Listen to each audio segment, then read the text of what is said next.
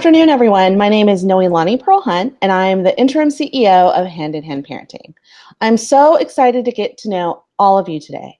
Parenting is the most important role that I have, and I bet it is for all of you too. What if it was just a little bit easier? Hand in Hand Parent Club gives advice, support, and caring for the toughest, most important role you have. Today, we're launching the Hand in Hand Parent Club. Before that, let me tell you a little bit about the Parent Club. It is a membership that gives you the absolute best information we have to offer delivered to your inbox every week, with the added support of weekly Facebook Live question and answer calls and conference calls, a supportive parenting community, and free access to our setting limits and building cooperation courses, and question and answer sessions with Patty Wiffler, the founder of Hand in Hand. And all of that is accessible by your phone. Today, we have a really special broadcast. We have 8 parents who are going to share their experiences with Hand in Hand with us. Julie, aren't you excited about today? Oh, yeah, I loved our session this morning. I know. I think I cried about 3 or 4 times, but I don't think anyone could tell. Hand in hand, we make people cry. So Julie Eidelman is our director of marketing, and she has been instrumental in getting the membership club together. And so first up, we have Roxana, who's going to join us to talk about her experiences with Hand in Hand. So let's have her join us. Hi, how are you? Hi, nice to see you. Nice to see you too. We're so excited that you're here. Why don't you tell us where you're from and how many kids and the ages that you have? Yeah, so I live in Romania, and I have 2 sons. One of them is 4.5, Sasha, and the younger is 1 year and 3 months old.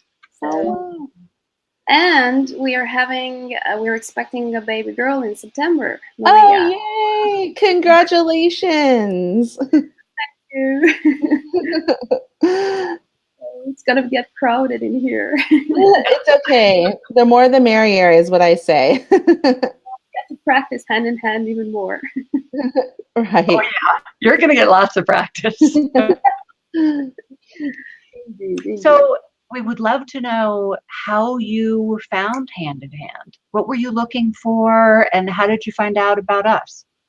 Well, I had a very stressful time when I started parenting because I didn't expect any of it, to be honest with you. I mean, it was from day one. I was an established professional, and I used to be competent at what I was doing, and that feeling went away with.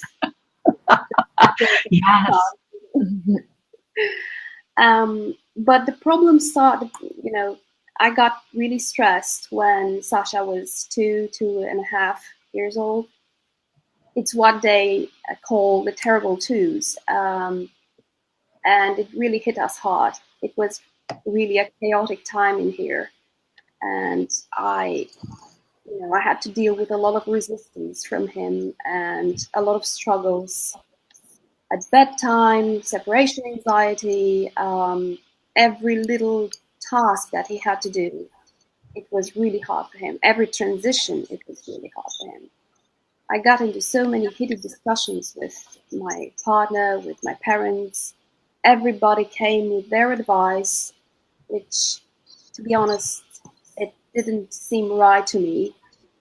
And I started doing some parenting classes, and it was all very good. They were all telling us, you should do this and that. But nobody told us what's going on when we cannot do those things, when we don't have the patience, when we don't have the power of will to put in practice all the good advice that we got.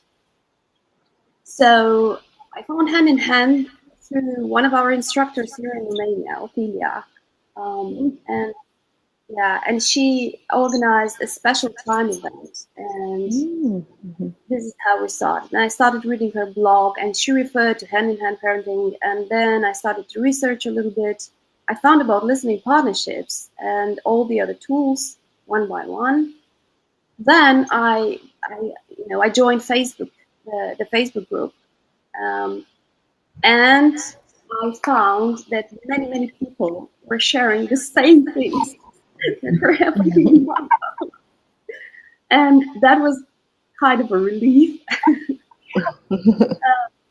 And then I bought the book, Listen. And what really resonated with me was the concept and the principle that kids are good, and the reason for their difficulties is not that there's something wrong with them, which I wondered about my son, to be honest with you, but the fact that there's some emotional backpack that they're carrying with them, and that is preventing them from thinking well and remembering what we've told them. And the fact that Hand in Hand was saying that they are born good and willing to cooperate, and they want to belong to a community, and they want to be they want to get along with everybody else.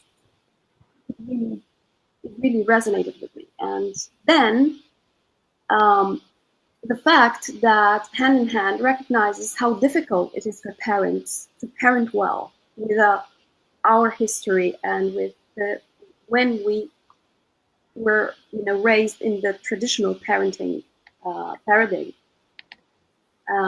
So that also was a relief. This was the first parenting course or method that really recognized our efforts and our difficulties as parents and offered something in this respect. And also it explained to me why it was so difficult for me sometimes to respond in a loving, caring, patient manner to my son. And that took a lot of the guilt away. And I think the first thing that we started with was special time. I found it the easiest to apply, and we immediately saw a huge difference. He was like, we were on holiday and he wouldn't do anything. It was hard to get him to the beach. It was hard to get him from the beach in the house. It was hard to any transition. Really difficult. And after a couple of sessions of special time, so he wasn't familiar with the concept at all, but he really embraced it from day one. And after a couple of sessions, everything became much easier. We got, like the last 4 days of our holiday were our real holiday. So that's when it started. And it was a long journey because I found that he has a lot of fear inside, and he still has some. But Hand in Hand, helped me recognize what was going on and helped me focus on the cause, not on the symptoms. A side effect is that now when I see, bribing children or, punishing them or something like that, it's really so such a pity. And that's how I decided to try and become an instructor, a certified instructor, so I can share this with as many people as I can, because it really changed our lives and our family dynamic in such a positive way that I really want everybody to know about it. Is there something special you wish everybody knew about hand-in-hand parenting, or everybody knew about parenting? There are many, many things, but the first one I would say, crying is healing. Don't stop kids from crying when they need to. Just let them have their cry. Accept their emotions. It's no use, and it's really detrimental to try and deny emotions. It doesn't help at all. It's actually going in the wrong direction, because we want kids to be able to self-regulate, and if we tell them that emotions are something to be afraid of, this is the exact opposite way to go. Because if we want them to self-regulate, we want them to recognize their emotions, right, accept them, and to choose how to react to them. And this can happen only if we are accepting them as well. The message that we're sending is that emotions come and go, but we're here and we can choose how to react to them at some point. And take care of ourselves, parents. Go into the listening partnerships because we need listening as much as our kids do. Yeah, that's key. Listening partnerships is something that is so important in the hand-in-hand technique. And I think that it sounds like hand-in-hand has really, really changed your family for the better, which is fantastic. And is there anything other, or any story or anything other things that you would love to share with us in regards to hand-in-hand? Well, there are many, many stories. The one thing I don't know which one I could choose that would do justice to everything that's going on in here. The one thing that I want to share is that I managed two times, but one time was really impressive, to listen to my husband without giving advice, without judging, without trying to change what he was telling me. I just listened to him and to his complaints, and some of the complaints were directed to me, and I managed to stay cool and just accept his point of view and say, I understand this is how you feel. I understand this is how you feel about me right now and about what I've done, and and it was like he changed. He took it in and he looked at me. He sighed. He got a tear in his eye, or I don't know. And then we talked about something else. But then when we went outside, he was looking at things differently. He was saying, did you notice this tree here? It's so green and it's so lush, and the air smells really nice tonight.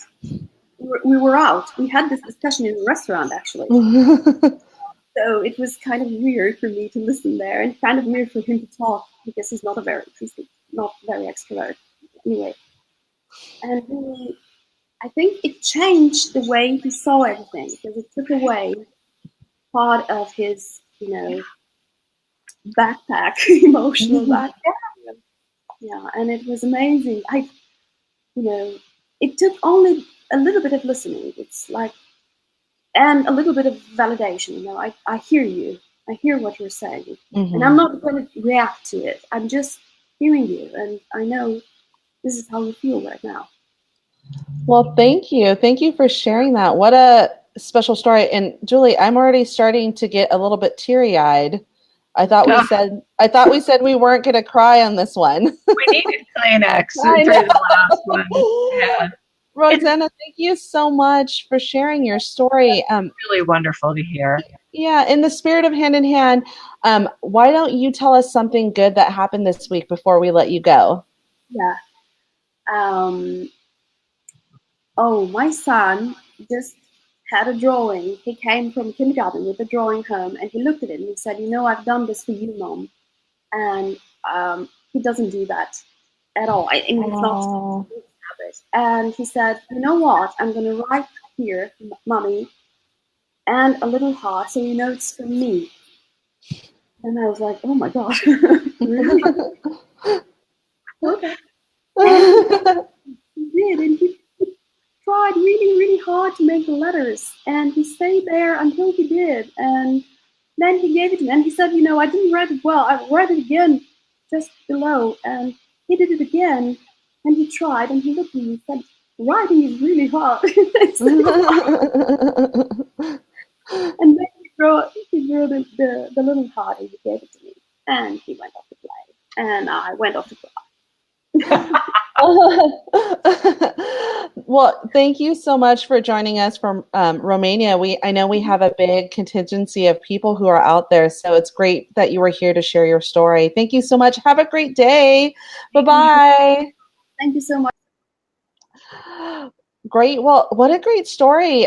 It's so fantastic. Again, we have a lot of people here who are using Hand in Hand from Romania. We have a couple people watching from the UK too.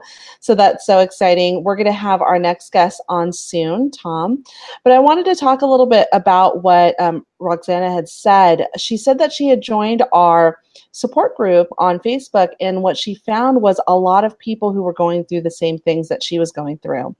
And that's what the Parenting Club actually is too. The Parenting Club gives that deeper connection with all the parents that are around you, but also does that deep dive with our moderators and our instructors who are in there, who are able to give you that really great attention and time on how to do the hand in hand techniques and the great support. One of the things that I love was one of our moderators, Emily, posted after a mother had said, she had just a really hard time. And the first thing she said to her was, "You are a good mama." That just melted my heart, because I know during parenting, it's really difficult. And it's always nice to hear, even in the toughest of times, that we're good parents. So I think that was a great story. We have Tom up next. You ready for Tom, Julie? Sure. All right, great. We're going to bring Tom in. Hi, Tom. How are you? Hi there. Nice to see you. Hi, nice to see you. So, Tom, thank you for joining us. I'm wondering if you could tell us where you're from and how old your kids are and how many you have. Sure. Yeah, I've got two children. I'm living in Kent in England, and I have a 5-year-old and a 7-year-old. And a boy, girl? Two girls. Two lovely girls. Oh, wow. Yeah. Great. Well, can you tell us what brought you to Hand in Hand and how did you find us? Yeah, so I think 7 years ago, when I realized I was going to be a dad, I had a bit of a shock. It was kind of like, I can't be a dad. I've got so much in my life I haven't got sorted out. I need to be in a better job, and I need to have this sorted out. And then, so there was a real panic for me, and I kind of didn't know which way to go. And I got a lot of support from a men's group. I did sort of Mankind Project support for me there and things. And I also then had an opportunity to be at home for 5 months when Alma was born. Wow! After this, Mum was home for 7 months, and then I was home for 5 months. So, and it was an interesting time because I wasn't very good at it at all. But, I mean, I felt like I could be there and lovingly support, and really got so into being with my little baby. And but keeping the things organized in the house just with a little baby. My partner was off doing 15, 16-hour shifts in the hospital, coming home.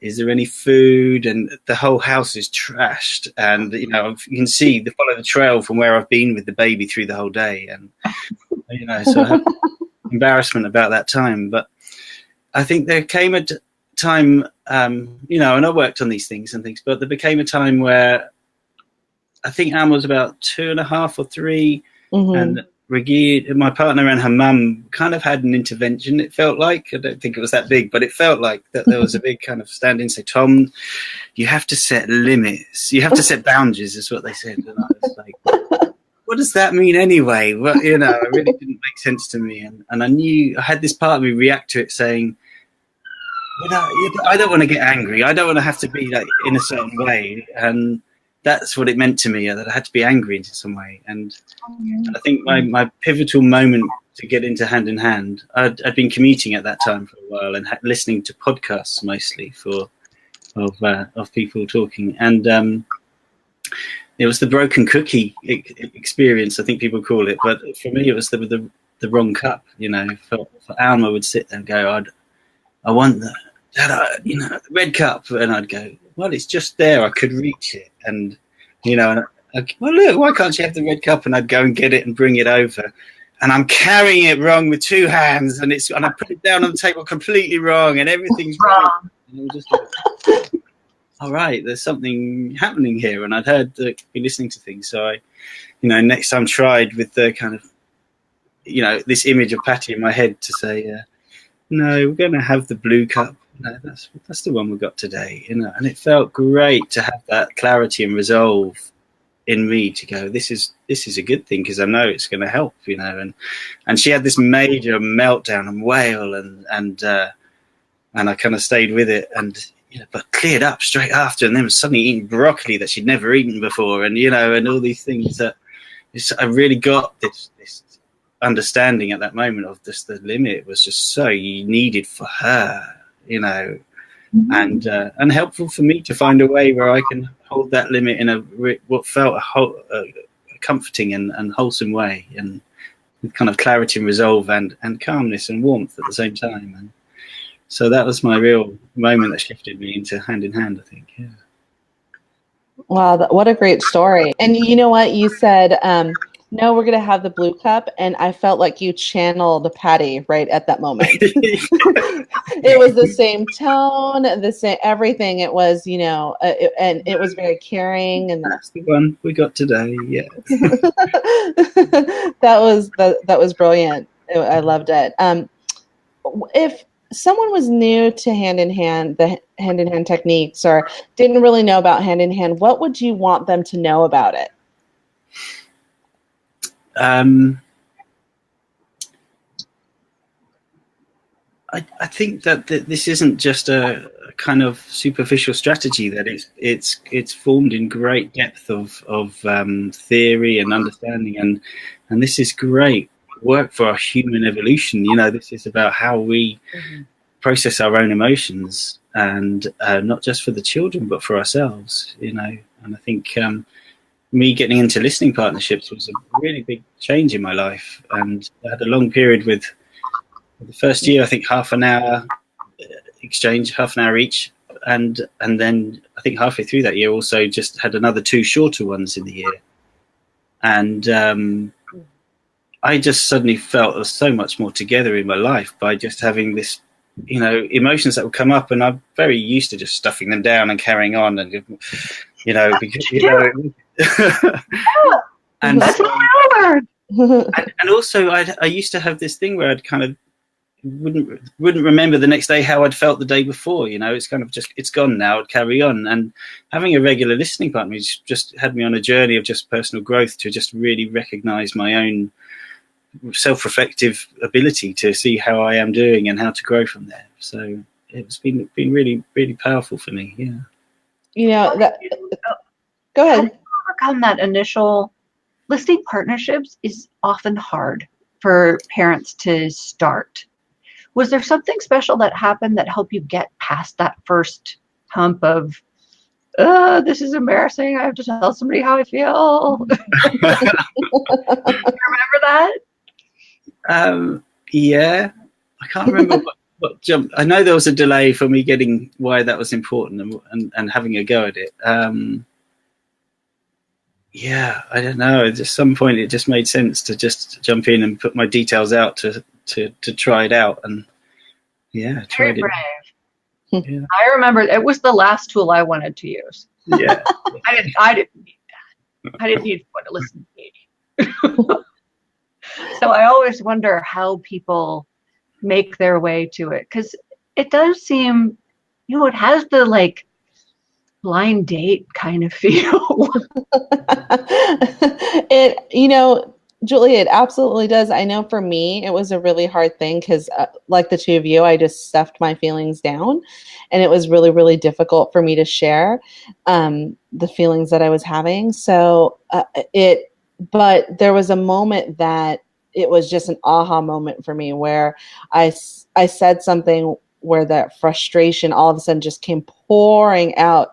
And then afterwards, I was absolutely fine. And it was the first time I'd ever been okay with that whole process. I'd gone to therapy, but it was the therapy process wasn't the same as this specific process with the listening partnership. So I commend you for being comfortable and able to do that. It's fantastic. Yeah. Thank you. I mean, it fitted in very well with the men's work I'd been working on and groups I've been in for there. So it kind of gelled in nicely with looking at myself and progressing in that way. Yeah, it's very useful. So how would you say sorry, I totally stole Julie's question again. I'll share. Okay. Very nice to meet you. How would you say that your family has changed since having Hand in Hand in your life? Do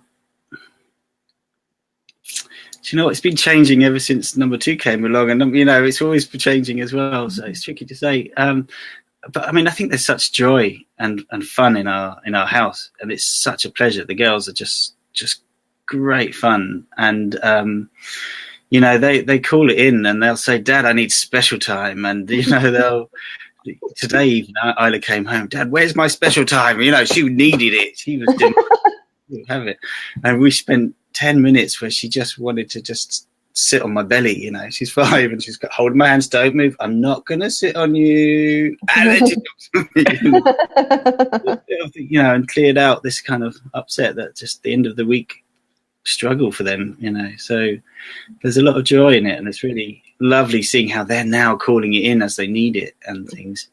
And then bedtime, they're like, "Dad, we're playing the sock game before bed. That's it." They went off and they put on 7 pairs of socks on top, like literally, and then came in and that was it. The game, and we had a game before bed. It's just lovely environment and just joy for us to have that together. Yeah.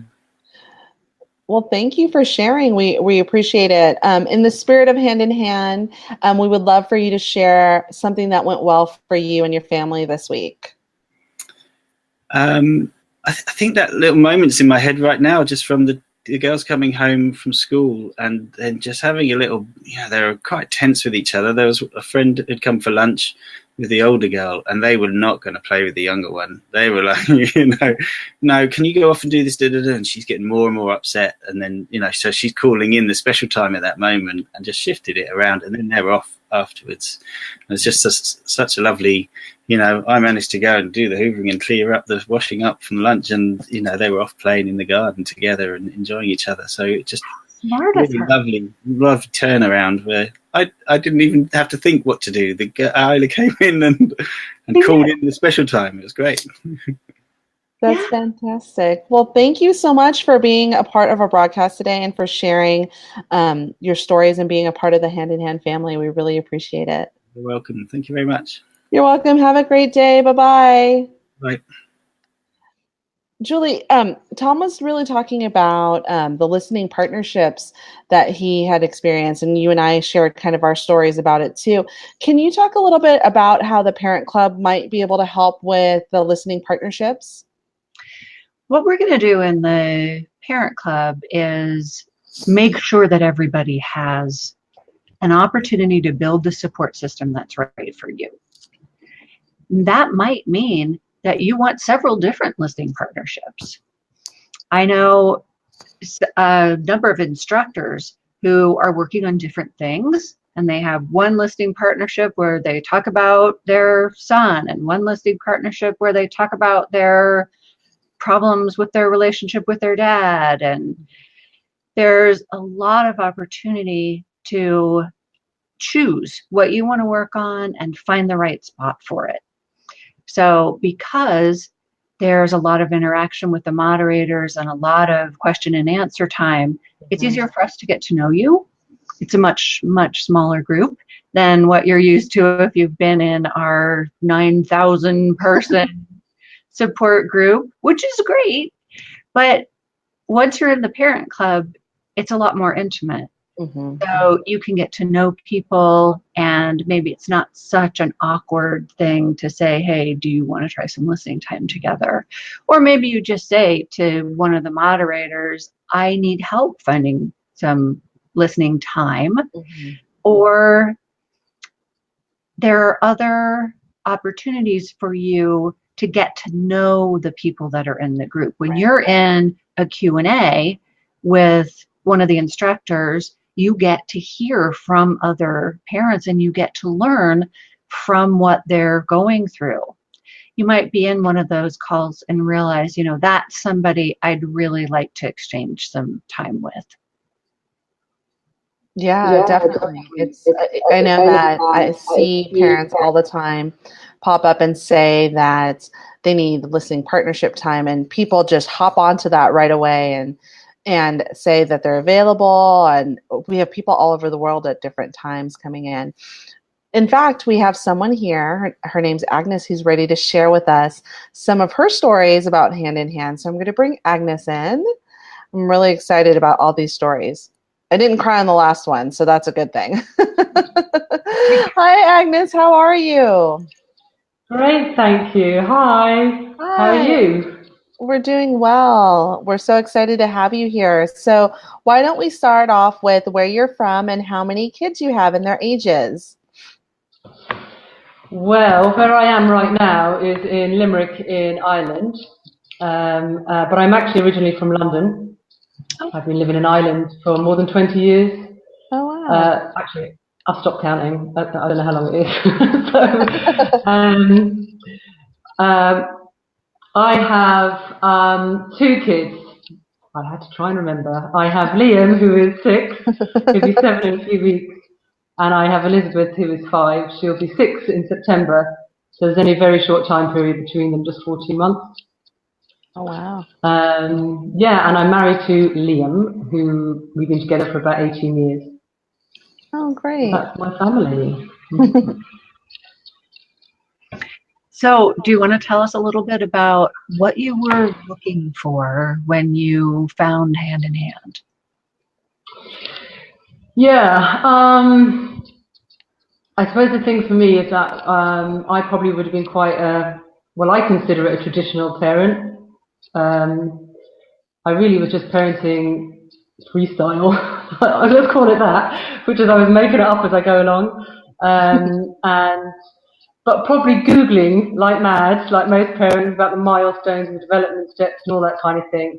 And I suppose probably the main thing that I would have been looking for help would have been sleep for my son. He was a really, really hard boy to get to sleep on his own. I spent so many hours sleeping on the floor, sleeping beside him, falling asleep in my work clothes, waking up in my work clothes, 3 o'clock in the morning, all that stuff. It was awful. I was exhausted. And I tried loads of different things. I tried Cry It Out and all that stuff, which didn't really work for me, and I felt awful. And but the so-called experts were saying, do this, do this, do this. So I tried a few different things in terms of sleep, and I think with all my Googling, I eventually came across Larry Cohen's book, Sacred Parenting. Mm-hmm. Yeah, it's a great, a brilliant book. Yeah, and I kind of dipped in and out of it, and I got in contact with him, and he pointed me towards Hand in Hand. And so, yeah, I remember checking out a lot of Hand in Hand stuff on the website, and a lot of it resonating or making sense. But I suppose for me, with Hand in Hand, it would have been, I know you read about tools, but it's not, for me, it was quite a slow assimilation, shall we say. It was more like a meeting of waters. I had my choppy, rough, old style with occasional glimmers of sunshine, and kind of Hand in Hand was the bit of calmer waters that started to come in once I started to implement the tools. So yeah, I suppose home would have been I was really stressed out with the kids. I did give out to them quite a lot when I look back on it. I thought I wasn't. I was really hard on myself as a mother and a parent and a wife and all that stuff. And yeah, getting very little sleep and, really quite do this, do that, controlling. Yeah, it wasn't good. I wasn't feeling good, and Hand in Hand happened to come my way. So, yeah, I would have done a bit of the reading myself. I bought the booklets, the 10 booklets you can buy. I bought them and I read them, and they were great, actually. Yeah, they're really good, and they're very clear and concise. And I mean, it's a very short little pamphlet. They're brilliantly written. And I tried to implement some things on my own, but I knew I needed a bit of help, so I signed up for the starter course.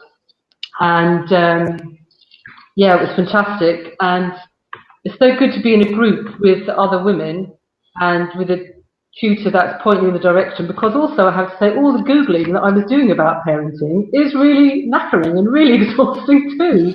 And what was great about Hand in Hand is it had quite clear, try these, stick with it, you'll get a result, you know, when everything starts kind of coming together a bit. When was the first time you noticed it coming together?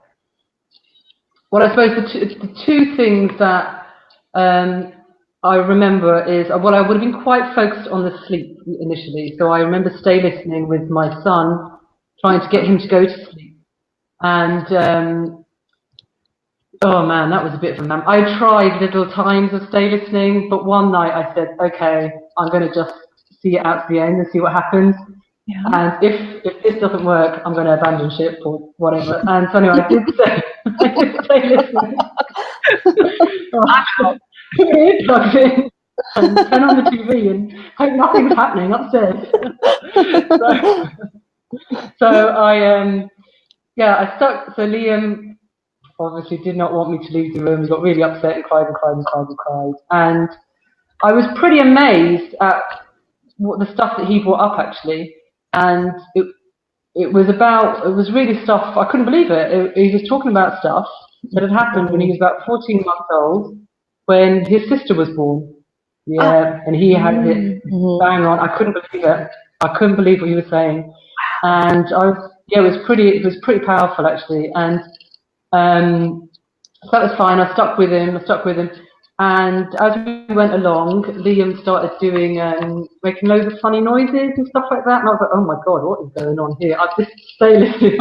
And, you know, he started putting his hands up to his neck and really going, it was really dramatic. I was like, oh my God. Liam had the cord around his neck when he was born.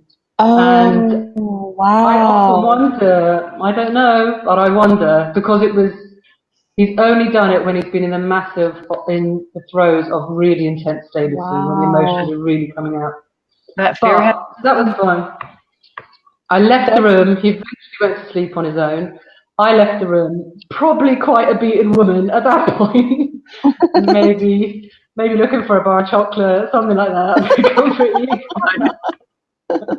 And I woke up the next morning and I went into his room. I thought, oh my God, what have I done? And Liam would have been very reliant on me, and I couldn't believe it. He had got out of bed on his own, and he had got changed and picked out his clothes, and he didn't look for me or need me or anything like that. Now, it didn't happen every day after that, but that morning was clear difference.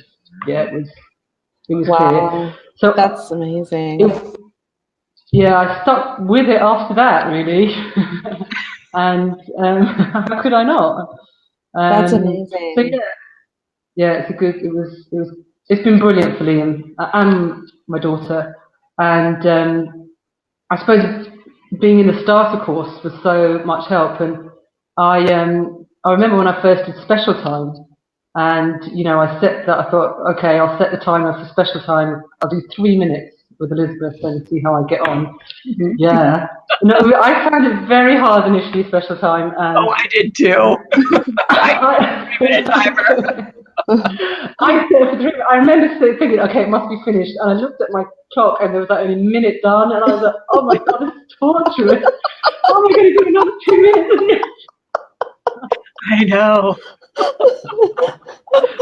But now I do special time nearly every day with children. Oh, and it's such an important part of how I parent. And recently Liam was in hospital. He just tonsils out, and we were away for a few days, and we came home and all the rest of it. And you know, I got back to the house, and rather than, I don't know, making a cup of tea or unpacking or anything like that, you know, everyone was a bit off, you know, when you've been away for a few days, especially with the procedure. And I just thought, you know what, I've got to do special time now. And we just did 10 minutes each with Liam and Elizabeth, and it was amazing. It just brought the connection back to the sport, and I did not know what the word connection meant even before I started with Hand in Hand. I had no idea. I really don't think I was connected with anyone, I'll be quite honest with you. And so, yeah, that time, yeah, when we came back from the hospital and I did special time with kids, immediately just noticed this relaxation in the family, in myself included. and with them. Mm-hmm. And it's a really powerful tool. I just think it's amazing, a fantastic tool. I love it. I'm now a Special Time fan. So how long do you do special time now? So it was 3 minutes at the beginning. So about how long do you do it now? Well, I would never go over half an hour, but I don't do half an hour very often. I do mainly 12, 15 minutes, and that's because I'm on my own with the kids. Mm-hmm. And not always now, it really varies. Sometimes it is just 5, and often I remember I was at a party once with my daughter, and things were going pear-shaped, and I just got her and I said, come on, let's do special time. I do it for 2 minutes. And it's incredible. You think 2 minutes wouldn't do anything. It just changed it around for her. She was able to go back and enjoy the party, and yeah, it's a good tool. It's amazing. Good idea. Wow. Yeah. So amazing. Such little bits of time. It's incredible. Yeah, it's not all about the long, big effort, which is how I did find parenting. Big effort, really. I did. I suppose for me, with Hand in Hand, when I think of the before and the after, for me, I would think, and one thing specifically for me that has come through a lot this year, and I find that trying to be more honest about my parenting and more honest with my children, more honest with myself, more honest with my friends, more honest with my family, struggles that I might have, not in a, just in a normal way, like this is just the way it is. And like I find too, with honesty, with Hand in Hand, like, when things still will go obviously up, not everything's perfect and it goes pear-shaped, to go back into my kids and be able to apologize, explain maybe as much as they can understand or wouldn't be overwhelming for them, and try and move forward from that. I just find honesty with my children has really developed since I've joined in with Hand in Hand, and to myself,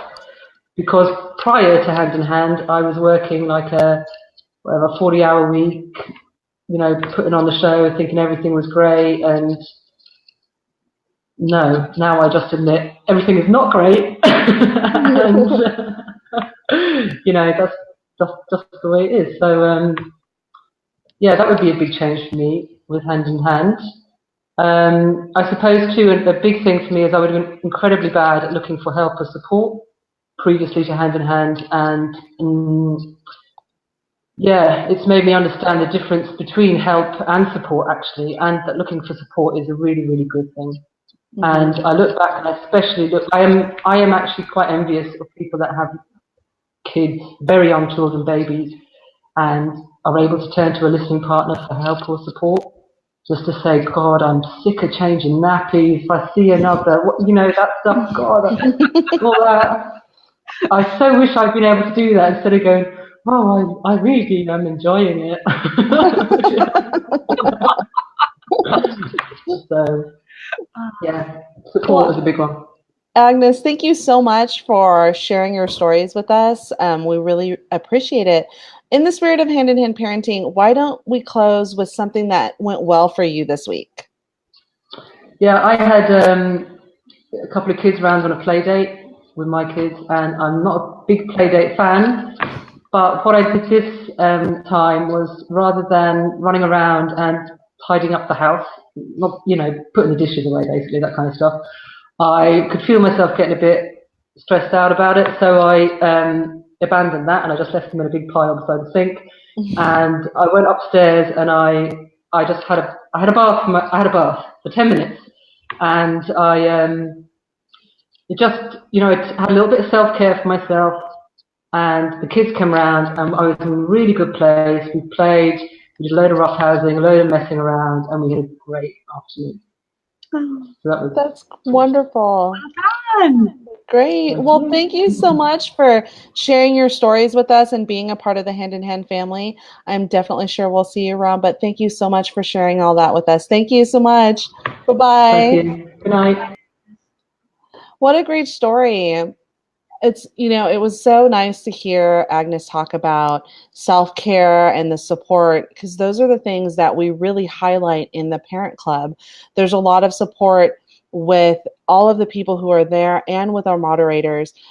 In addition to that support, there's also weekly phone calls or Facebook Lives with instructors that we have. And on Monday, after Father's Day here in the US, on Monday, we have 4 Facebook Lives that are going to be happening in our main group.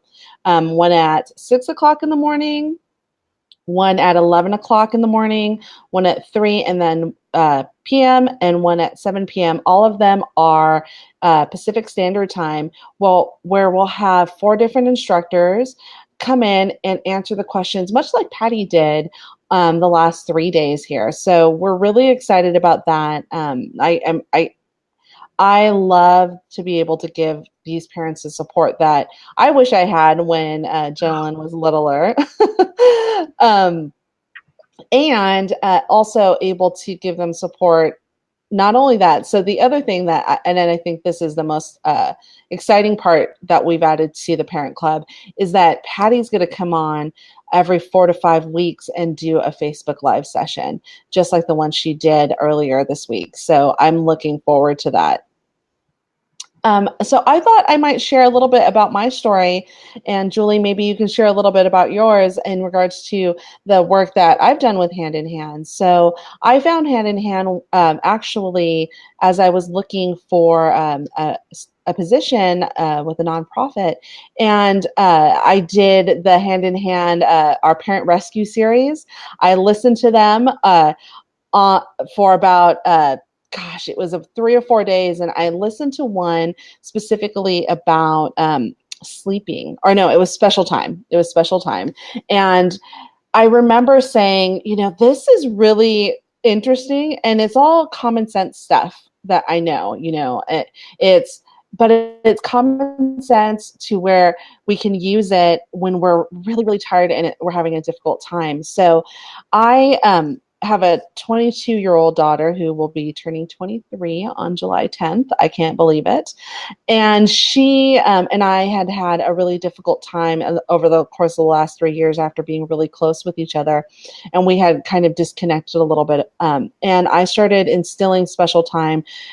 Even though she's in Southern California, I'm in Northern California, where, I did a phone call with her. We did FaceTime, and it was just our time. There was no one else around. It was just me and her, and she kind of controlled the situation and the conversation. And it was very much, our calls had been, what are you doing? What's going on? What do you need me to pay for in college? And that was it. Where she was able to really talk about things that were going on, her feelings, her frustrations. And I shared, and I've shared many times, that if it can make my 22-year-old after 3 years say I love you, then it's worth its weight in gold. And special time, as Agnes was saying, is such a powerful tool. It's so powerful and amazing. So we have Abigail on next. And after Abigail, I'm going to make you share your story, Julie. So let's bring Abigail on. Hi, Abigail. How are you? Hi, I'm good. How are you guys? Well, we are good. I'm really excited because Abigail Wald is one of the hosts of our Hand in Hand podcast. So I'm really excited to get to know her and to hear her story this way. So Abigail, why don't you tell us where you're from and how many kids and their ages? Okay, great. I am originally from New York, but I live in California, in Los Angeles. I have 2 kids. They are 9 and 11. Oh, fantastic. Yeah, 2 boys. And do you want to tell us, what were you looking for when you found Hand in Hand? You just said that, Julie, and my first thought was, what was I running away from? Either way, I'm good. It's all about honesty here, so it's good. This is a safe space. I think I was running away from myself, honestly. I was scared of who I was as a mom. Like, I had... I'm getting all this feedback, by the way. I want to make sure that I'm not doing anything wrong. I was scared of who I was as a mom. I was really, I had all these ideas of what I wanted to be like as a mom and what I thought it was going to be like. And how great and conscious and loving I was going to be. What could go wrong? And, a lot of things were very challenging. I think just regular parenthood is really hard sometimes. And I didn't realize how alone I was. Like, I didn't realize how much I didn't have a village. I thought I did, but I really didn't. And so I had these really specific ideas of what I wanted parenthood to look like. Mm-hmm. And it was like, I often say it's like marking an X on a spot. It's like, I want to live here, but it's like, I had no car and no gas and no map. So it was like, I would just wake up every day going, why doesn't this look like that? Like, and I was that mom who I remember, especially once I had two, and we had a lot of medical difficulties with my first, and a lot of things were happening that were very hard in our family. And I just kept like rising on up. And I had no idea that I was sinking on low.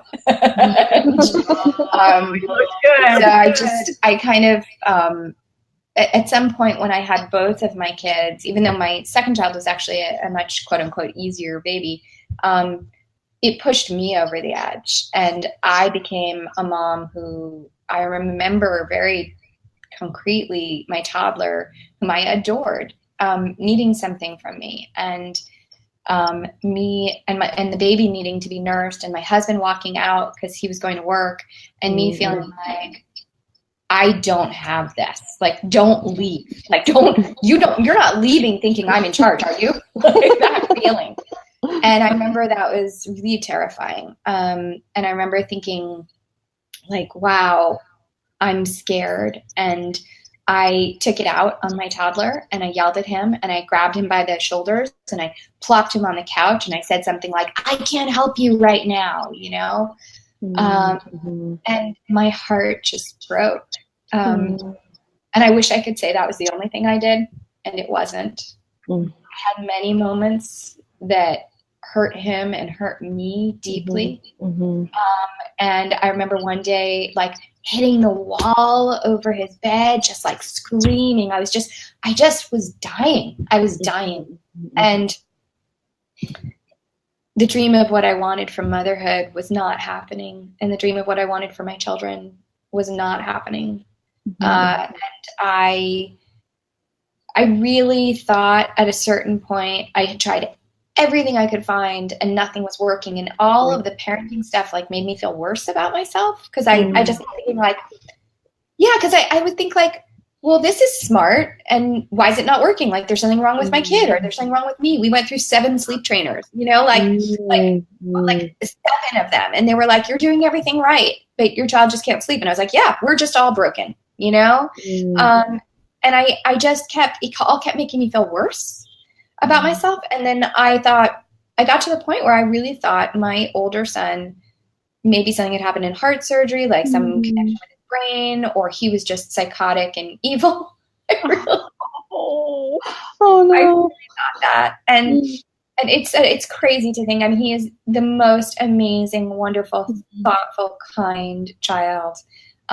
This is the same kid who came up to me last week at some point and said, Mommy, I want you to know how much I appreciate everything you do for us. And I really love you. And, and I know that sometimes you ask me to do things that I'm going to be honest, I don't always want to do. Sometimes I think they're kind of dumb, but you really love me and like want me to be a better person. And I feel like you make me a better person. So thank you. This is the same kid, right? And I really thought there was something wrong with him, or something wrong with me, or both. And I was going to contact a psychiatrist. I was filling out an intake form for $900. I remember this on the day that I called Hand in Hand. And and it was like that. I always say that was the last moment that I didn't know what to do. Like that phone call was the last moment that I was alone, that I didn't have tools that would work. It was the last moment. I couldn't know it then, but it was the last moment that I would ever. I've had plenty of hard moments in parenting since then. Oh yeah. But it's like, you're a mountaineer by that point. You're like, this is a tough mountain. All right, let's get going. right? But that was like, I'm going to die on this mountain. And it was the last time I thought I wasn't going to make it. You know? Well, I'm glad you made the phone call. Yeah. I'm glad you're here with us. And I was holding it together until you started telling your story. So I started crying.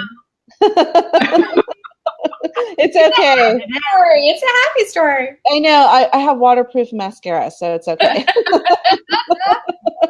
I know. Yeah. So your story is so amazing. What would you want someone to know about Hand in Hand if they were a new parent, or if you were seeing them and you're just kind of introducing them to Hand in Hand? My most favorite thing about Hand in Hand that I share with parents is that I feel like it really allows you to have the family you want to have. Because we at Hand in Hand don't have any prescribed ideas about, like, you want to co-sleep, great. You don't want to co-sleep, great. You want to homeschool, you want to send your kids off to school, like whatever you want to do, whatever values you hold in your family, you think everybody should sit at the table, great. You think people, shouldn't sit, kids should be allowed to eat and just toddle off when they want, great. Like whatever you want, and I think what we do is we provide you literally like that roadmap of how to get wherever you want to go, but you get to put the X on the map wherever you want. And so we help you, give you tools to like listen to yourself so you can really get connected to your own values, whatever those are. And then we help give you tools that help you make those values become a reality in your family. And so it's with tremendous respect for the actual parents, always knowing that the parents themselves, even me, when I was in that place in the beginning, I was doing the best I could. My best just needed help. There wasn't anything wrong with me. I just needed help. I needed support, right? Not somebody to come in and say, oh, let me show you how to do this, right? Because that wouldn't have worked. But somebody to come in and tell me, there's a reason you're breaking down. You might need a little help and some information and somebody to listen to you. And all of those things might seem like, oh yeah, okay, nice things. But like they were life-changing. So that's my favorite thing is that, they're just tools and you get to use them. That's great. Thank you for sharing that. Is there, so we're about up to time, but I would love to talk to you for like hours more because you have such great stories. But in the spirit of Hand in Hand parenting, why don't we close with something that went well this week for you? Oh, wow. Okay. Something that went well this week. Well, we've been having a tough week medically with some stuff in our family. And I was downstairs on a call in a bathroom, huddled, talking to a doctor, trying to figure something out. And my sons came down and they said, Mommy, you have to come up right now. And I'm going to cry. Oh, no. I'll be up in a moment. They said, no, you have to come up. And I was like, and I was pretty much done. And I was actually in the middle of debriefing my husband at that point from what was going on. And I came upstairs and my boys got me up the stairs and then they said, close your eyes. And I closed my eyes and they said, Madame, come this way. We have prepared something for you. What? And they had made a beautiful vinaigrette salad with like a lemon lime homemade soda with seltzer water. And all sitting at the table and they said, you do so much for us. We want to do something for you. And I started to cry and I was like, I'm sorry.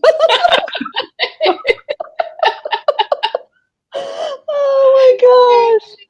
Sweetest thing in the world. And they're 9 and 11 and I adore them. And they make even the hard moments amazing. That's amazing. Abigail, thank you so much for everything you do for Hand in Hand and for your family and for being a part of our family. Abigail not only is a certified instructor, but she's also our podcast host. So when you have some free time, please check out her podcast. Do you want to tell us what the name of the podcast is? Yes, it is Hand in Hand, a podcast for parents, and Elle Kwan and I co-host every week. And every week we just take a look at parenting and what we go through as parents. We love to take like little, like sort of peeks in of like what real life parenting looks like using the Hand in Hand tools. And you can always reach us at podcast@handinhandparenting.org. You can write to us there, send in some ideas. And if you check out the podcast and you love it, definitely leave us a review. We'd love to hear what you're thinking. So thank you so much. Abigail, thank you so much. Yeah. Bye. Bye.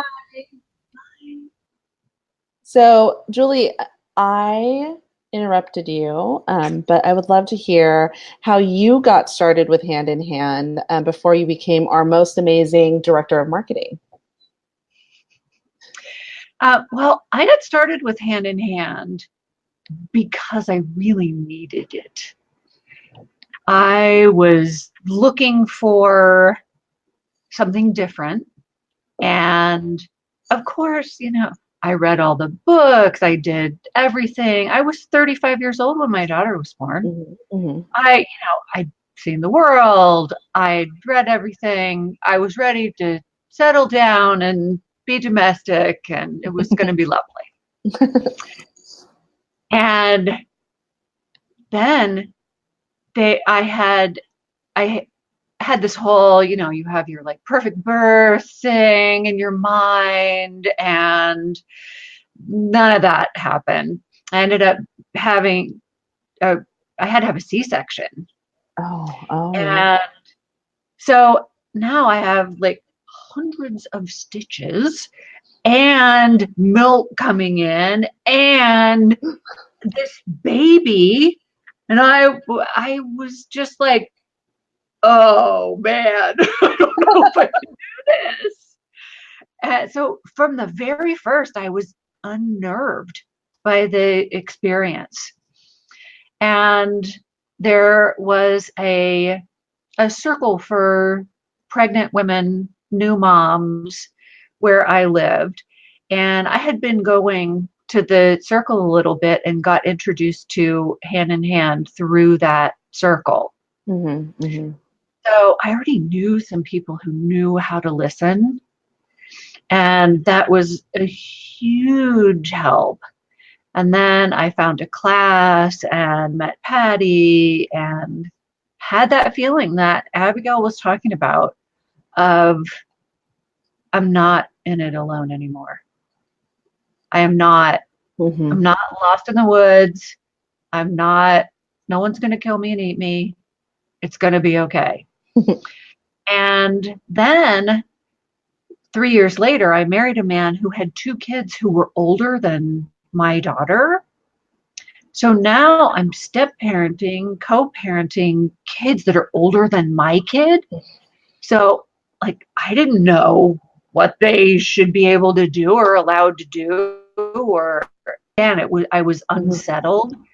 And I went back to the same tools and the same process and looked at it differently from the, that blended family view. And it was so incredibly practical, useful, helpful for both situations. And so much of all the neuroscience that we're seeing confirms what Patty's been saying for 30 years about a good way to raise your kids. So the more I learn about neuroscience and the more I learn about adverse childhood experiences and adult attachment issues, the more it all confirms, hey, this stuff really works. There's a good reason why it works. So the more I learn, the better I feel about telling people this is a great way to create the family that you want to have and the family that you can enjoy. Right. Parenting doesn't have to be so hard. Right. I definitely agree with you. What a beautiful story. We have our next guest, Bridget, who is ready to come on with us. So why don't we hear a little bit more about her experience, and then we'll talk more about blended families, because you and I share that too. So I think that it's been instrumental for us too. Hi, Bridget. How are you? I'm well. Nice to see you all. Nice to see you too. Thank you for joining us. Pleasure.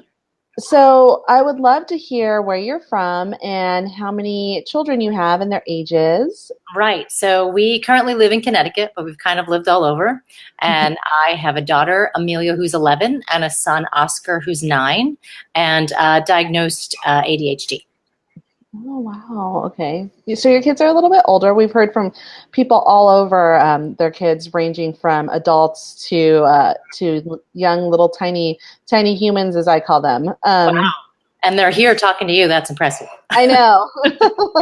I know. So what brought you to Hand in Hand, and how did you find us? So my friend Abigail Ravash Wald, dear friend of mine, that Hand in Hand was her go-to thing. And she and I are really close. Our kids are close in age.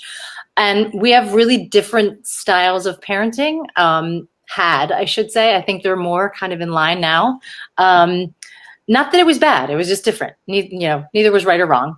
Just different kids, different ways. She grew up in New York City. I grew up sort of outside of Philadelphia. And she really, wanted to, she just really was raving about how much it helped her. And I was like, oh, tell me more. I'll take everything I can get. And then, especially with Oscar's diagnosis, which happened at about age 7, that was really when I thought, I kind of need to up my game. Although, of course, Hand in Hand is not just for when you need help with something specific. It's kind of an overall philosophy, which I always say has literally helped me in every relationship I have, not just with my children. So this is, it really does, it's a philosophy. So that's how I was brought into Hand in Hand, through Abigail. And I kind of just sort of stayed with it when almost immediately, little tidbits of things that she said to me started to work.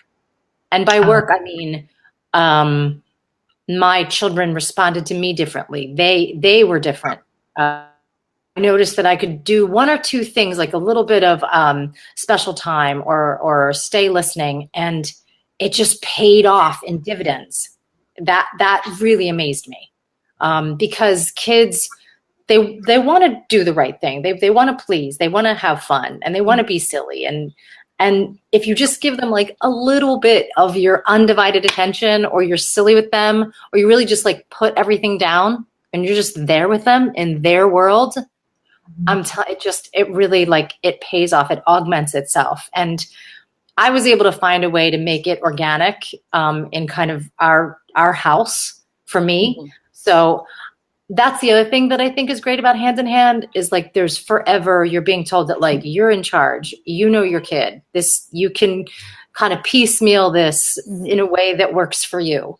And I was 100% able to do that because you just kind of get all these different colors to paint with, so to speak. And you grab what you need when you need them. And, Abigail's I'll tell her something that I'm doing, and she's like, oh, that's stay listening. Or, she'll give me the term for it. And I don't really know. I don't always know the term. I just know that it works.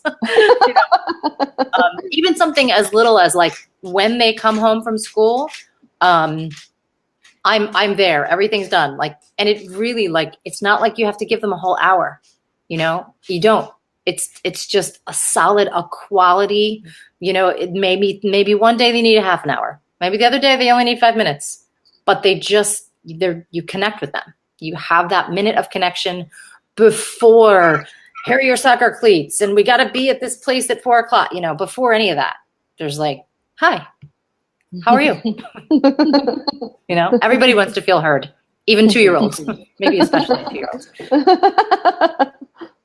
Did you find yourself using the hand-in-hand approach differently with your son because of his diagnosis?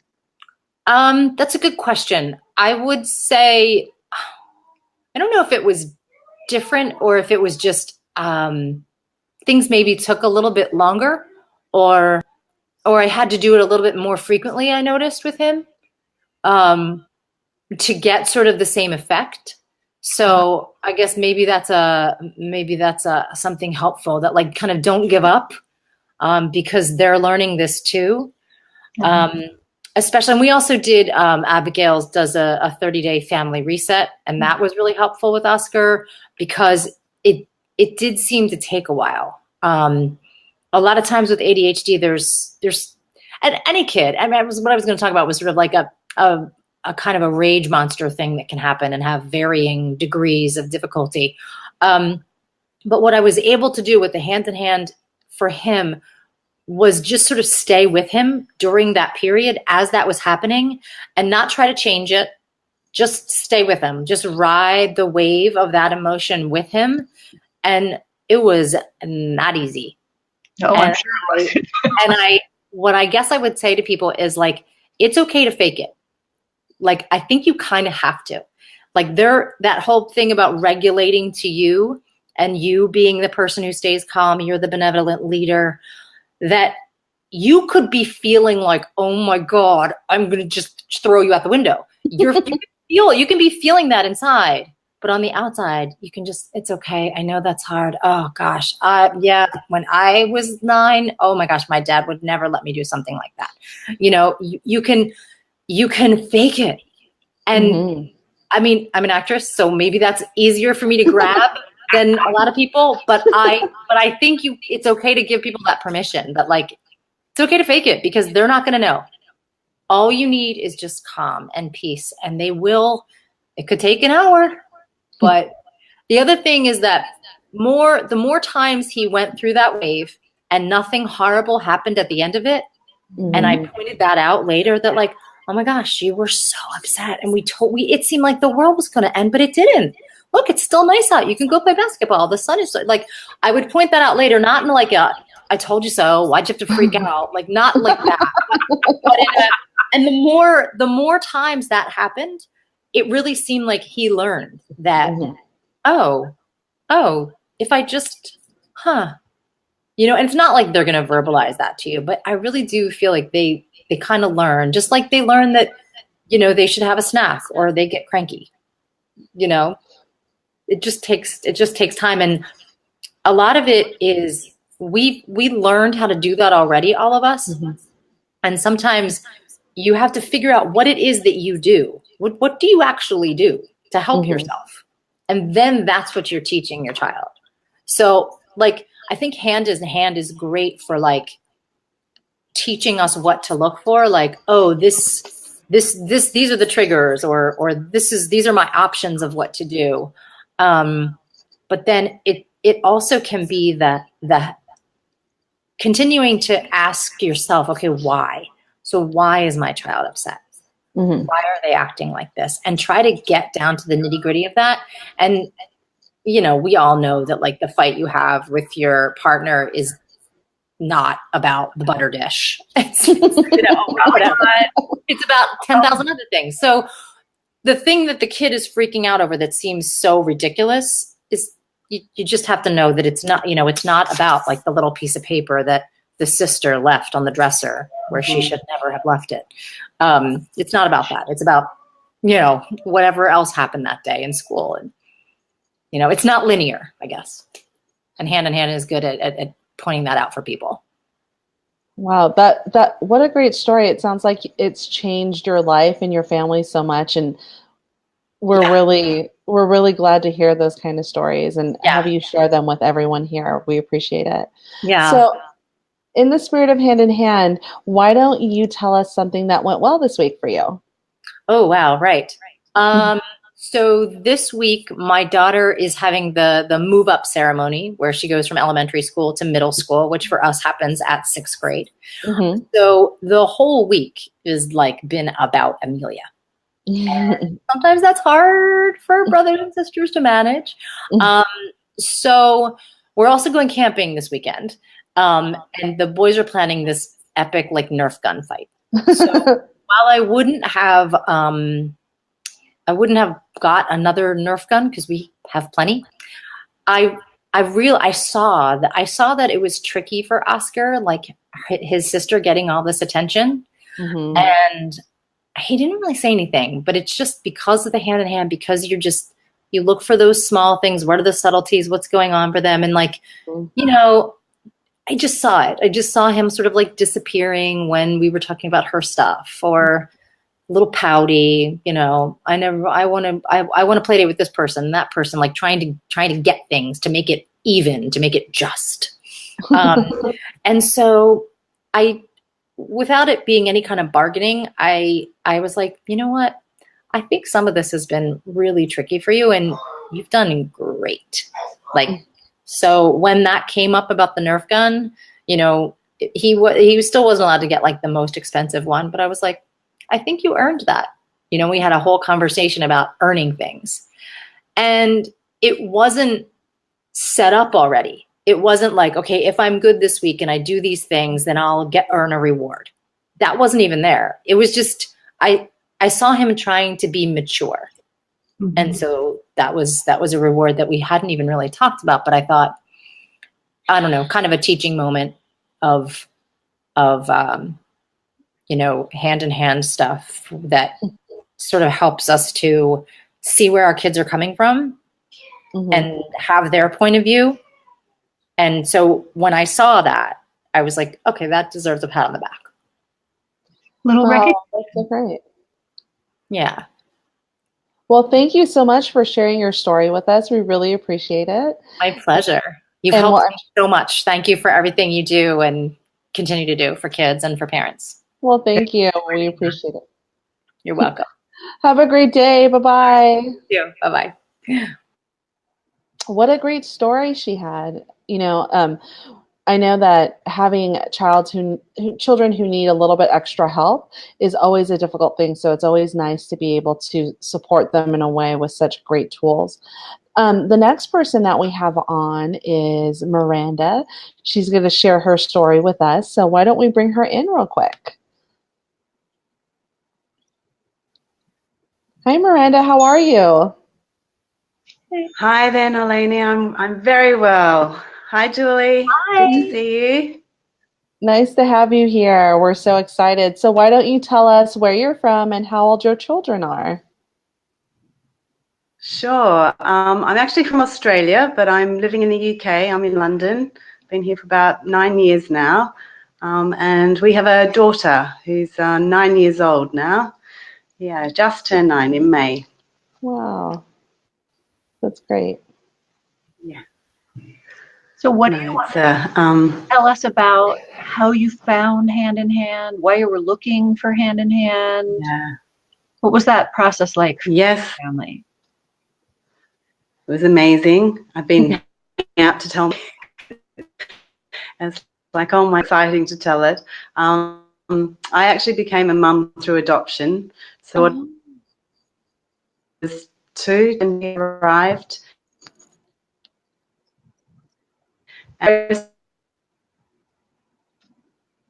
Process to really approach that with therapeutic parenting. So it looks like we're running into a little bit of difficulties with Miranda's video there. So I'm going to wait until she stabilizes just a little bit, and then we'll bring her right back in. But while we're waiting for her video to stabilize a little bit, one of the things that you had mentioned, Julie, earlier is that you have a blended family, and I too have a blended family. My daughter is 22, and then I have 3 bonus children, a 16-year-old and a 9-year-old daughter, and a 7-year-old son, and it's been beneficial for me to be able to give each of the kids special time, as we start to blend in. And in fact, Julie, you met the 2 little ones, and they got special time pillows from you. Oh, and during our pillow fight. Yes, it was during our yearly pillow fight that we have here in California, and it was actually really interesting for them to experience me in a way that they had never before with that physical play time. They were really able to see me in a different light because they see me, running in and out of the house and doing all these different things with the things that we do, myself and my significant other. But we always have that time with them here at home. But I'm never really physical with them. And so they had a really great time. And now our younger daughter always asks, not directly, but usually in a way that is very clear to me that she needs that time, and it's and talking to me. And we usually do about 10 minutes of special time, and then she's off and does her own thing. So it's been great for us to blend our family. I'm going to try to bring Miranda back in one more time here and see if we can find out about her amazing story about her daughter and their adoption story. So let's see if we can. Hi, Miranda. How are you? Hi. Hopefully it works, hey? Yeah, it was getting a little choppy. So we were, you were telling us the story about your beautiful adoption and your daughter and how you came to Hand in Hand. Yeah, so I was, knowing that I needed to do this therapeutic parenting where you need to be, they call an attitude of pace. So you need to be connected, accepting, playful, and empathetic. That was what they said. And when she arrived, I was sure I was going to be able to do all these things. And I'm a psychotherapist, so it all made sense to me. But she landed on our doorstep, and yeah, it wasn't going to happen. I think the whole thing, great big shock for me. I ended up with probably like a post-adoption depression. And then I think I over-empathized with her, so I ended up with compassion fatigue, and we didn't bond at all. And we were about 12 months in and I was having a terrible time. I was a mom. I wasn't really liking her much at all. Even though I wanted to, I desperately wanted to. And, I've heard others talking here about how they Googled, and I did lots of Googling because a big part of this was I knew what it made sense in theory, but what it looked like, I had absolutely no idea. Like I didn't know how do you do this? And I came across Hand in Hand, and then I actually was at a time when they were doing, I think it was like a 10-month parenting program. So at the same time, it ran parallel with the certification program. Yeah, so I actually joined that. Oh, wow. And I saved our family in many ways. I gained. I get very emotional when I think about it because, what does playful look like? And I learned about play listening and realized that where I was saying no to this little 2-3-year-old that I didn't have to be so harsh. I could actually do this playfully. Oh my gosh, that it had such a huge impact. I know. It was just like, yeah, and it could still be like I was still actually holding a limit, and and that she, because of all of her hurts and things, it was just so beneficial to her because she was so easily threatened.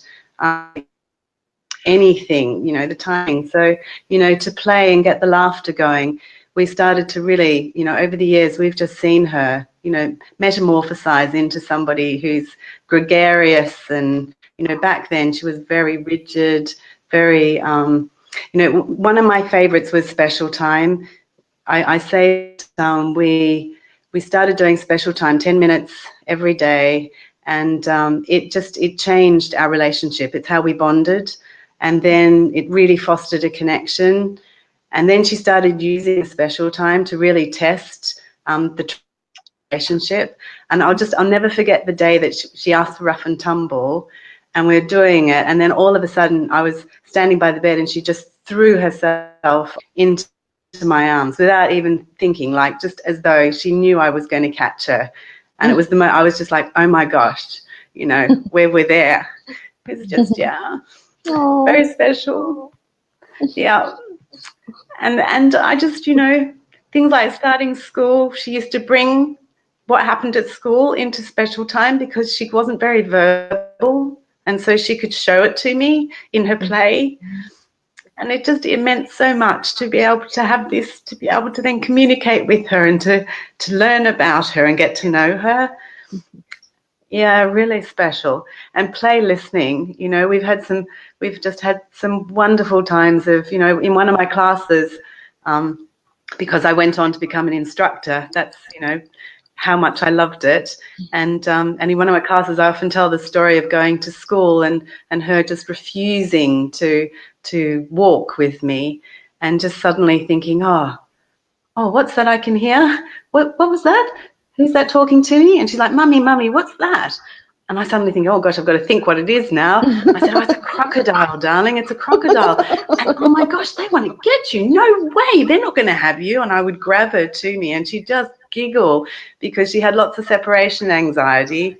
And then I would be like stomping on the crocodile, and she'd say, Mummy, there's another one over there. There's another one. And so I'd be, yeah, it was just delightful. And then all of a sudden she's like, well, Mummy, we better get to school. So yeah, and I've just got so many stories like that where, you know, and she actually creates the play now. Like, she uses these tools herself. She asks for special time. When my husband would come home from work, she would say, Mummy, tell Daddy the goblins have got me. And so she would create her own connecting game for him coming home. And they're so clever, so clever.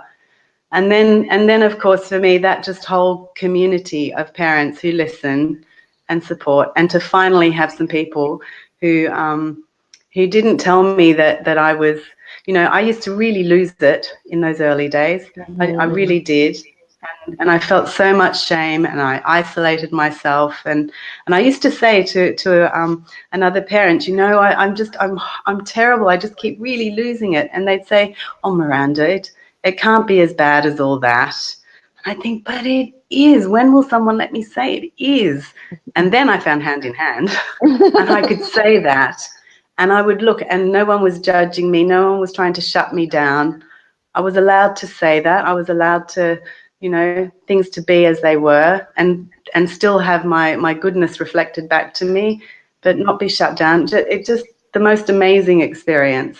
Yeah, just amazing experience. And, you know, I could talk for ages on this, but, you know, my daughter arriving in our family, and, you know, the whole concept that we do around re-stimulation. I mean, she arrived, and I realized that I'd had disrupted attachments myself. And so I've just, you know, no wonder I was reacting as I was reacting. And yeah, and I had no idea. So, you know, I see her as a gift, and I see these tools as a gift, you know, for both our healing, really. Yeah. That's amazing. Thank you for sharing that story with us. Yeah, it's okay. My pleasure. So is there anything else that you would like to share with people who don't know about Hand in Hand, that if you could say one thing about Hand in Hand to kind of bring it home and tell someone, you know, this is something you really need to do, what would it be? Oh, gosh. Well, I think that the thing about that it does is it really gives you new perspectives. It gives you a new way of seeing your children. So that instead of looking at behaviors, you actually start to realize that they're not their behavior, you know, that they have a problem, they're not a problem. That for me was probably one of the, I still use that mantra for myself today when she's having a massive meltdown, and I'm thinking, what am I going to do? But realizing too that, you know, with all of this support too, what actually happens is that, there's confidence. Like today, like 6 years ago, I felt so helpless and incompetent and inadequate as a mum. And now I just feel so much more confident. I feel this real sense of even trusting myself that I'll know what to do. And I think that's something that these tools do. It's a practice. I think that for me has been really important. It's a practice. And the more that I do it and practice it, the more it's becoming innate. And I'm not having to think about it anymore. It's, you know, less and less. It's like I seem to know what to do. It's like, wow. That's so great to hear. Thank you so much for being a part of the broadcast today. We can't thank you enough for being one of our instructors. And you are a fantastic mom, just, from everything that you're telling me. And I already know that you are. So, Thanks. Thank you. So, and the hand in hand spirit, I'm wondering if you would mind sharing with us one good thing that happened to you this week. Yeah, sure. Yes, well, this week we've been dealing with some friendship challenges in our household, which for me can be very re-stimulating, can be very triggering, because I can't say I did friendships too well when I was younger. And in fact, I just avoided them, didn't go anywhere near them. But what's gone really well this week is, instead of getting into a blind panic when my daughter's come home and told me that these things are going on and people are saying mean things, and I've been able to just listen. She's asked when she's wanted me to do something and to help, but on the most part, she's been working her way through this herself. And this morning when I did school drop off, one of the friends who had been calling her terrible names actually came up to me in the playground and said, "Oh, I just want to let you know that she was really nice to me yesterday, and she was really kind and caring when I was really upset." And I just thought, I feel so proud that she could actually get through that. And even though her friend, this person had been horrible, she still had a heart to be able to care, and that I was able to support her to actually get to this place. It's, very bright spot. That's so great. Miranda, thank you so much for being here and being part of the Hand in Hand family. We do really appreciate it. Thank you. Thanks for having me. You're welcome. Have a good day. Bye-bye. Bye. Julie, what an amazing story Miranda had. We help parents all from all over the world, and parents of every type of child, whether biological, adoption, foster child, with any needs that we can help with. And, what I've seen is just a plethora of people coming out and being supportive and talking about how amazing Hand in Hand is. I'm really, I think that maybe we could take a little time before our next guest to talk about the Parent Club a little bit. Do you want to tell the viewers a little bit about what's going on in the Parent Club and give them some more details on it? Sure. The Parent Club is a membership website where you have recordings and archives of support calls that have been done, and videos and information. You also have a link that connects you to the private Facebook group that's part of the Parent Club. And you also have our Setting Limits and Building Cooperation class built right into your membership. So you can take a look at it, you can go back to it, you can refresh your thoughts on setting limits as your children change and try new things and get older. A big part of what parents like about the Parent Club, they tell us 3 different things. They tell us they really like that the emails that they get every week keep them on track. So every week in your email, you get a sort of the top of the mind, what's on parents' minds right now. Might be a video, might be a podcast, might include some articles, but you get some information to kind of inform your hand-in-hand parenting. And then 24/7, people are available to connect with you on the private Facebook group. Because we've got instructors around the world, because our audience includes parents from Yemen to Brazil, there's somebody around when you want some information, or you want just to vent, or you've had a terrible day and you just want to hear that somebody understands, that they've been there too. So that's another thing that gets mentioned a lot, that it's good to be part of a group of parents that are all doing this together and that really understand what it is you're trying to do. And the other thing that parents love is having the ability to ask questions live and discuss their exact family situation with an instructor. So every week there's a Facebook Live or a conference call where you can talk to an instructor and work through, okay, how am I going to use the hand-in-hand tools to do this? How am I going to use the hand-in-hand tools to fix whatever? What should I say in my listing partnership? How should I work on this? Whatever it is that you want a little guidance on, that you want to ask questions about, you can bring it there. So there's always somewhere to go. You're not parenting alone anymore. Somebody's always there to be supportive, to think with you about a question, to apply, here's what to try first, here's what to read, here's where they talked about it in Listen.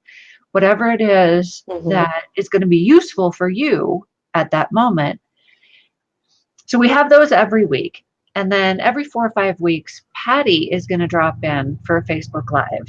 So if you saw any of the 3 Facebook Lives that she did earlier this week, you've already had a taste of what that's like to have all that experience focused on you and what you need right now.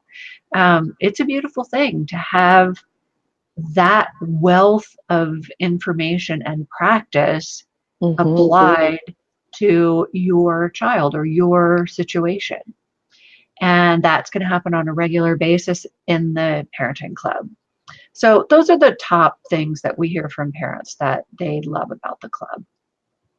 I'm so excited about this club and about the things that we are being able to offer to parents. It's really great, and I'm looking forward to being able to really connect with all of them. I know that we have some great moderators that are in there that are doing such a great job. We encourage people to really engage themselves into it.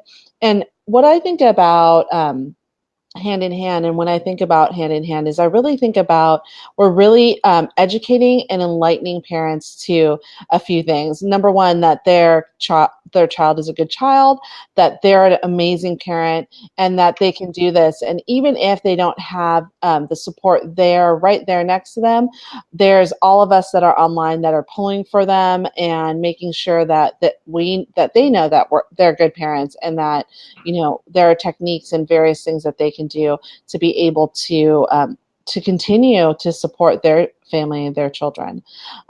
We were talking a little bit earlier about our blended families and how Hand in Hand has really been instrumental for us. I think that, Julie and I are definitely in the same boat. We are parenting and momming extra children, bonus children, as I call them. They're my bonus for being with their daddy. And what I found is a deeper a connection that I'm able to have with them because of Hand in Hand. That's special to just us. Do you feel the same way in regards to your you have 2, right? We kind of have 3. Oh, right. Yes, my family acquired an extra child during high school. His high school, not mine. And so now there are 4. So my daughter is the youngest, and the kids are really different. My daughter she's very introverted, and she wants to come home and she wants you to leave her alone. She'll come talk to you when she's ready. One of the boys comes home and he is talking as he comes in the door. Like, he has to tell you how his day was and what went well and what didn't go well. And he has this real need to connect when he comes in. And I am able, because I've had so much practice now, I can just stop and listen and hear that he's home and what kind of a day he had, and enjoy having that happen. If I didn't know about Hand in Hand and he came in, gets home from work at 6:30 and trying to watch the news, and he bursts into the room and talks over the TV or whatever, it could make you a little nuts. But it's a great opportunity to just stop and listen. And one of the other kids likes to come in late at night. And I'll be sitting in bed, half asleep with my Kindle and a cat. And they'll just flop on the end of the bed and then start saying things. And then if you put the book down and you just wait, then it'll start. Then they'll start to, like, they come in and test the waters. And do they get your attention or not? And if they do, then you're going to get more information about their day and their lives and kind of what's going on. But those connections, that would not have come naturally to me if I had just parented the way I was parented, or just kind of gone with the flow of what I saw happening around me. And now that they're young adults, it's incredibly gratifying to have them tell me anything about their lives, because what they tell me is that most of their friends don't have that. Most of their friends have found, through high school, they drifted apart from their parents, and now they're in a place where they can't really, there's a gulf between them. And it's hard to reconnect. And that's not the kind of family that I want to have. So I want to keep making that space for them. And I hope that I'll be a good resource for them throughout their whole lives. Yeah, I so envy you. It's so funny that before Julie and I started working together at Hand in Hand, we had a connection that we didn't know about. And that was my daughter and her stepson actually had a math class together. So when my daughter met Julie, she said, "Are you Patrick's mother?" and she said she was. And it was really, really funny because it was, it's all about connections when it comes to Hand in Hand. And it really helped Julie and I form a relationship to know that, our kids both really actually liked each other, which meant we would probably like each other. So it was really great. We have our next guest on. Her name is Kristen. And correct me if I'm wrong in regards to your name. Hi, how are you? Hey there. How are you? We're doing well. Am I pronouncing your name correctly? Kristen Katz. Kristen Katz. Well, thank you. Thank you for joining us. You're welcome. Well, we would love to start to know kind of where you're from and how many kids you have. Okay. I am from Baltimore, Maryland, and I have 3 daughters. Oh, wow. And how old are they? The oldest is almost 9. Our second daughter is 6, and the youngest is 2. Oh, wow. You have your house full of a, a bunch of tiny little women. Yeah.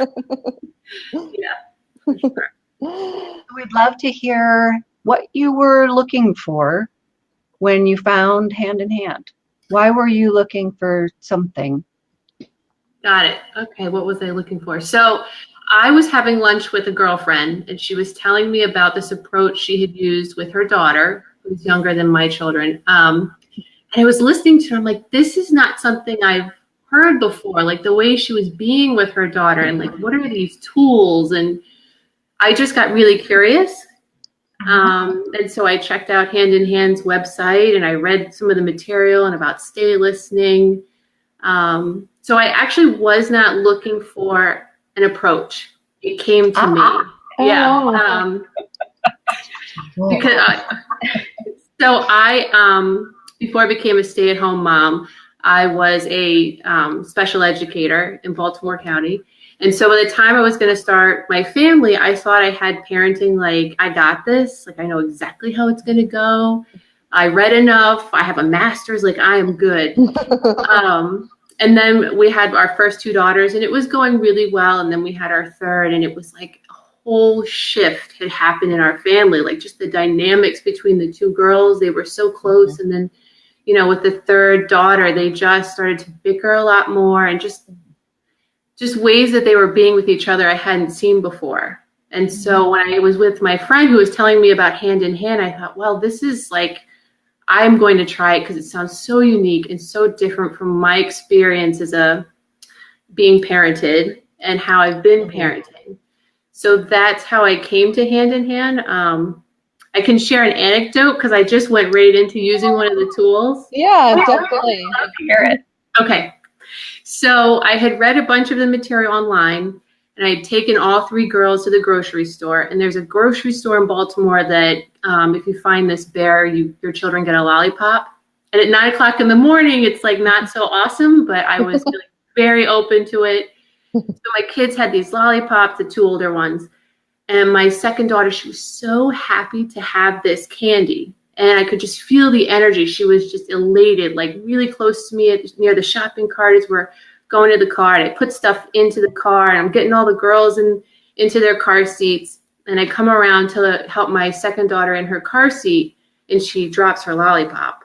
Oh, Right? And as parents, you know, like, I just had a moment where I'm like, it's about to go down. I don't know what's going to happen. And I just thought, okay. And she looked at me, and she just burst into tears, right?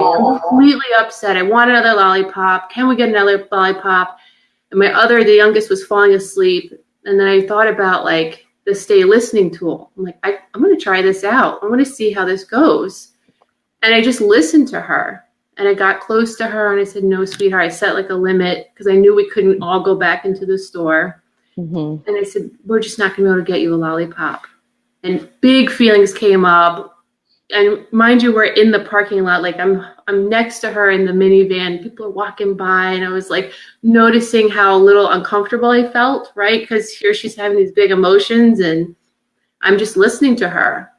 And after about 10 minutes, she started to calm down. I mean, she went through a lot of things where I don't choose her, and I pick her sisters. You know, a lot of other feelings were coming up, and it didn't really have to do with the lollipop. It was just a pretext for all this stuff that I hadn't had a chance to listen to before, or I wouldn't allow, truthfully, right? It's hard. It's hard. Yeah, and to be with that, it was so interesting. And she was like, after she had cried, she looked at me and she was like clear. It was weird. Like it's hard to describe until you've done it with your child. She just got in her car seat, buckled up, and she's like, I'm ready to go. Can we go to the playground? And I get in the car. I'm like, we're going to go wherever she wants, because this was awesome, right? So how it would have gone in the past is I would have been like, get in the car seat. We have places to go. And she was a pleasure the rest of the day. She got along with her sister. She didn't ask me for more candy. Like, she was complete with the result, right? Like, she knew what the limit was. We weren't getting more candy. She'd been heard, and she was moving on to the next thing. And our weekend was great. And I guarantee you that if I hadn't listened to her or used these tools, it would have gone like, I would have been upset with her, right? Because she would have perseverated on the candy. It just wouldn't have gone as well as it did. So I was hooked. I'm like, I got to know more. So that's how my story of how I came to this work, and just the difference it made by just trying. That's so great. Thank you. What a great story. And I loved it. If someone was new coming into to Hand in Hand, didn't know anything about it, what's something that you would want them to know, or something kind of like the story you were just telling us, something that you think that might get them hooked into Hand in Hand? Something that would get them hooked. This approach brings you closer to your child. Out of all the work I have done in the years I've been a parent, not very long, right? But in my experience, when I was with off-track behaviors, when they were upset, there was a limit to how much I could listen. I'd be like, these feelings are great. can you go do them over there? Go sit over here. And like this approach, being with them, I'm closer to them. Like it will transform your relationship with your child 100%. Wow, that's really powerful. Thank you. Yeah, thanks. It's a good question. How has we've heard a little bit with your story, but how has Hand in Hand changed your family? Are you all using it? Tell us maybe about like another struggle that you might have had normally where you use the Hand in Hand tool. Okay. So after I had taken the 6-week starter class, I was raving to my husband about this. I'm like, I cannot believe the difference it's making. And he then enrolled into the 6-week starter class. So he's done the work too. And what it's done for our family is really given us like a solid communication between my husband and I of like how we choose to be with our children and parent our children. So before that, it was very individualized. I had my way of doing it. He had his, and somehow we'd meet in the middle sometimes. All, like the universe aligned, right? Like it was perfect. But this really gives us like a foundation of how we want to support our children and be with them during not only like the great times, but when it just feels really hard for them. And we didn't have this before. It was very like shut it down. Like it's okay to feel these things, but we have a limit, and when we've reached our limit, you need to get it together. It can be overwhelming. It's nice to have a common vocabulary. Mm-hmm. Yeah, like we've talked about, we've actually put into practice like scheduling special time, so it's on the calendar. Wow. We talk about it. We're starting to have family meetings, and like, what does that look like? Special time for how do we kind of bring the children into that conversation as well? It's totally transformed like parenting with my husband. That's so great. Well, just so you know, Patty's listening, and she just said, great story. It's so good to hear from you. Hi, Patty. So is there anything in the, as we're closing, is there anything that you would want to say to a parent who maybe might be having a difficult time where they're kind of, what we've heard a lot is when they're sleep deprived or when they're just, having that really difficult moment? What would you tell a person who is looking for a tool or something about Hand in Hand to get them to kind of look into it? I tell them the support you'll feel as a parent is unlike anything out there. I mean, you can go even on like the Yahoo and the Facebook page, you just share what's happening for you, and you'll get like 70 comments about just support. Like if you're struggling with the feeling of not being seen and heard as a parent, like Hand in Hand definitely supports you in that, like just gives you the space, not making it wrong, just being supportive of where you are in your parenting. And then just the tools. I mean, I cannot tell you how many times I think about something and I'm like, what's missing here? And I think, oh, well, I could do some play listening, or, even if I'm really tired, the other part of Hand in Hand that I like, because being tired happens often, like it's okay. Like I could be an A+ parent one day, and then a C kind of, I don't know if this makes sense, but like a grade C parent where I'm like, okay, go watch your iPad for 25 an hour, like it's okay. There's the expectations are like just to show up and do the best you can, whatever that looks like for you in the moment. That's so great. Well, thank you for sharing your amazing stories with us. And we're so glad that you're here being a part of our Hand in Hand family. In the spirit of Hand in Hand, we would love for you to share something that went well for you this week. Okay. So I love this because I didn't have a listening partner call today. So this is good. For me. Yay. Okay. We can do it for you. Okay. So it was our end of the year picnic it was a school-wide picnic at this park. And it was me with my 3 daughters. And like, I was in it. It's a lot to manage all these kids. And then I was, watching my 3 and still being connected with them. And I just felt really good about being able to be there with them and not worry about how much time I was spending or like, I don't know. It was just good that I was like with all 3 of them in the midst of like a few hundred kids, parents. It kept us all together. It was awesome. Well done. Yay. Yeah, thank you. We're so proud of you, and we're so happy that you're a part of the Hand in Hand family, and I'm sure we'll see you around in our parent group. Yes, definitely. Thank you so much. This was wonderful. Thanks for joining us. Bye-bye. Bye. Weekend. You too. You too. As we start to close up this last parent group, I just, I'm having such a warm and fuzzy feeling on the inside of all the parents that were here sharing for the last 4 hours of time that we did. The stories were just absolutely amazing. We have 4 more Facebook Lives that are coming up after Father's Day this weekend here in the U.S. On Monday, we have at 6 a.m., we have one of our instructors, Anna Cole, that will be doing a Facebook Live. At 11 a.m., Mara Lupe is going to be doing a Facebook Live for questions